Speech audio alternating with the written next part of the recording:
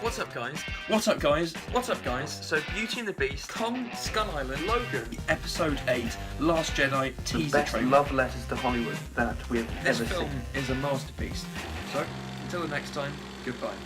Incredibles 2 is once again written and directed by Brad Bird, and it's the sequel to The Incredibles, the film that came out back in 2004, and finally, 14 years later, we're getting a sequel. And first off, I have to say that The Incredibles is one of my favourite films of all time.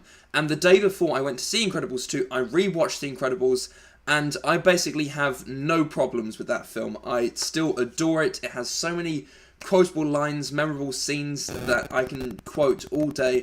I love The Incredibles. So, of course, going into Incredibles 2, I was really excited, yet also I wanted something more than maybe the more casual moviegoer would want, since I love The Incredibles so much.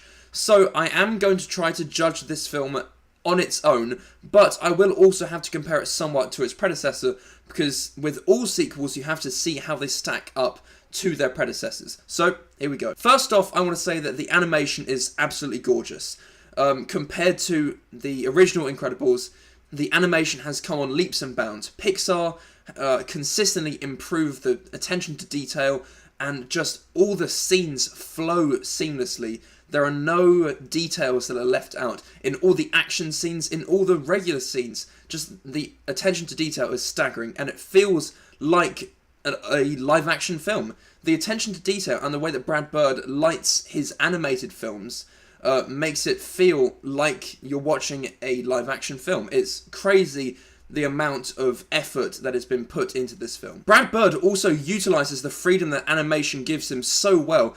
Some of the action scenes in this film are so fluid, and the things that he can do with animation, the way that he can move the camera about, I don't think you would be able to do some of those things in a live-action film. So some of the action scenes here stack up against, I don't know, the big blockbuster scenes that you would see from DC or Marvel, and sometimes they even better them. Now let's talk about the characters. One thing that I was slightly worried about, because I've seen sequels before when the sequel has come out a long time after the original one, where the characters don't feel the same. Luckily, this one picks up directly where the first one left off, and you're thrown right back into the action that the first one left off, and the characters are just as great as they were. And I really like the role reversal that they had in this film. In the first film, it was about Mr. Incredible really...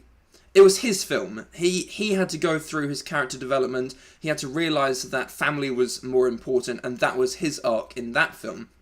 Now, Elastigirl is really the focus. She is the main character of this film, essentially. She has to go out, start a new job. She is the superhero that the public see. So the role reversal basically is it's now Elastigirl going out into the field doing superhero missions, and Mr. Incredible has to learn how to be a stay-at-home dad, and that provides some really, really funny moments. Mr. Incredible is a superhero. He doesn't want to be cooped up at home looking after Jack. He wants to be out there doing what his wife's doing what Elastigirl is doing, saving people, doing all that cool superhero stuff. So I thought that the gender-swapping roles and all the themes that came with that, I thought that was a really interesting aspect to Incredibles 2. There are some really great character moments. One of my favourite things about the first Incredibles film was the character moments. I actually prefer the family conversations and, you know, the conversation between Mr. Incredible and Frozone, and those character moments, I actually prefer those to the action scenes in The Incredibles. That's not really the case in Incredibles 2. I actually prefer what they did with the action. I think that the action in Incredibles 2 is better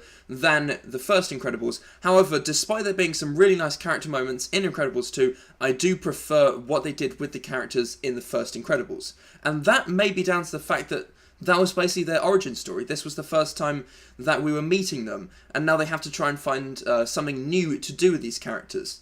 And that's one of the things that I didn't really like about Incredibles 2. I didn't feel like the story was that great, honestly. You have these great characters, and you could do so much with them, and some of the plot aspects were interesting, but I didn't think that the way the story went was really that heavy. The first Incredibles had so many different themes of coming to terms with your new life, having a midlife crisis, coming to terms with the fact that what you did before has gone, and you had to learn to be someone new, essentially.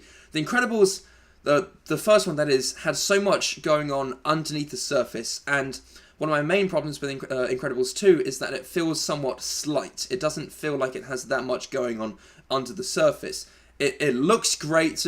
The story is fast-paced. It never drags. However, I never felt that there was anything underneath. However, there are some great action scenes, great moments of humour, great dialogue, very grown-up conversations between characters that might go over some children's heads.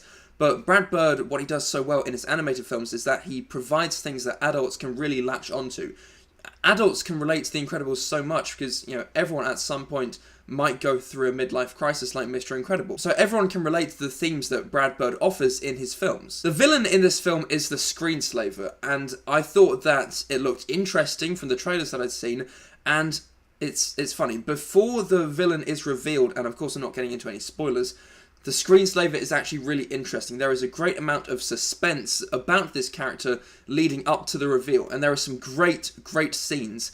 Two scenes in particular. One is a monologue of the Screenslaver basically describing what it is all about, like what its motives are, the reasoning that it has, and basically what is wrong with society and why we're all slaves to our screens. And that monologue I thought was great. The other standout scene is a fight between Screenslaver and Elastigirl in a room that is surrounded entirely by like hypnotic, static walls. That was a brilliant scene. I was watching that, I was just thinking to myself, this is brilliant. And I've actually seen that scene has given people seizures, actually. I think that Pixar issued a seizure warning because of that scene. But anyway, I thought that was a standout scene. So those are the things that I really liked about Incredibles 2. I've said one thing that I didn't really like, and also it lost somewhat that spy espionage feel from the first film. That's what I loved so much about the first film. It really had that air of secrecy, of espionage, and I love that so much about the first one. That's somewhat lost. Also, this film is set mainly in the city of the world that The Incredibles is set in, whereas the first film was set mainly in the, you know, small town suburbia, and that sort of took away that small town aspect that the first film did so well. All in all, I had a fun time with Incredibles 2. I didn't think that it was as good as The Incredibles, but I'm a really massive fan of the first Incredibles. It has gorgeous animation, the characters are still great. I'm so happy that it picked up straight where the first one left off, because you're thrown straight back into the action, and I really like that. It has some great dialogue, some standout moments, some really good adult conversations that grown-ups will latch onto, and it has some interesting themes. However, I have to compare it to the original, and I don't think it's as good, and 14 years later, I was somewhat disappointed that it wasn't great. I'm going to give Incredibles 2 a B. Honestly, it's really enjoyable, but I think it's perfectly fine, and for Pixar standards, I think that they have done better than this. So, those are my thoughts on Incredibles 2. If you've seen it, let me know. Like, comment, subscribe, whatever you want to do, and until the next time, goodbye.